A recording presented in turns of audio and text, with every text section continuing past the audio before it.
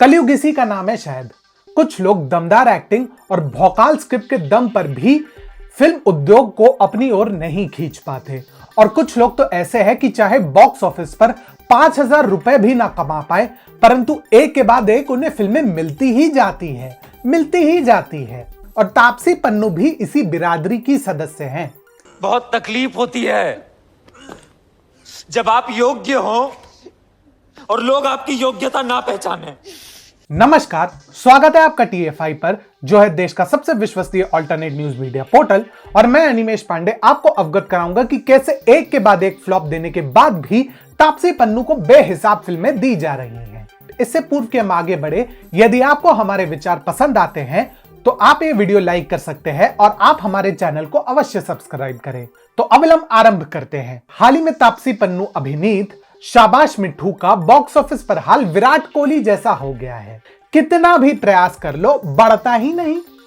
Lakh coverage और promotion के बाद भी मिताली राज के जीवन पर आधारित एवं 30 करोड़ के बजट पर बनी इस फिल्म ने ओपनिंग डे पर मात्र 40 लाख और पूरे हफ्ते में केवल 2 करोड़ कमाए हैं। साला जिए कि नहीं जिए। परंतु यह आश्चर्य की बात नहीं है, ना कि ये कि इस फिल्म से कहीं अधिक कमाई तो वर्षों पूर्व ऐसे ही एक विषय पर बनी एक द्विभाषीय फिल्म काना ने बॉक्स ऑफिस पर कमाए थे, जिसमें ऐश्वर्या राजेश मुख्य भूमिका में थी। आश्चर्य की बात तो यह है कि इतने फ्लॉप होने के बाद भी, निरंतर बॉलीवुड की नाक कटवाने के पश्चात भी तापसी पन्नू को आखिर फिल्में मिल क्यों रही हैं? आखिर विश्वास नहीं होता तो तनिक स्वयं से एक प्रश्न पूछिए, तापसी ने अपने सामर्थ्य से अंतिम बार कोई फिल्म कब हिट कराई थी? सोचिए। अगर आधिकारिक रिकॉर्ड के हिसाब से देखें तो शायद मिशन मंगल, परंतु उसमें भी एक झोल है। मिशन मंगल एक मल्टी स्टारर फिल्म थी, जिसमें प्रमुख भूमिका में अक्षय कुमार और विद्या बालन थे, और जिसमें तापसी पन्नू का प्रभाव उतना ही था जितना 1983 की विश्व कप विजय में सुनील गावस्कर का था। ये भी ठीक है। इसके अतिरिक्त तापसी पन्नू ने अपने दम पर जितनी भी फिल्में चलाने का प्रयास किया है, सब में वह मुंह के बल गिरी है। अनुभव सिन्हा की मुल्क ने क्रिटिक्स की वाहवाही खूब बटोरी, परंतु जनता ने उन्हें उतना ही प्रेम दिया जितना वह स्वरा भास्कर के ट्वीट्स को देंगी। इसके अतिरिक्त मन मर्जिया में इनकी और विकी कौशल की कम अभिषेक बच्चन के अभिनय की चर्चा अधिक हुई, जिनसे उस समय किसी को भी अधिक आशा नहीं थी।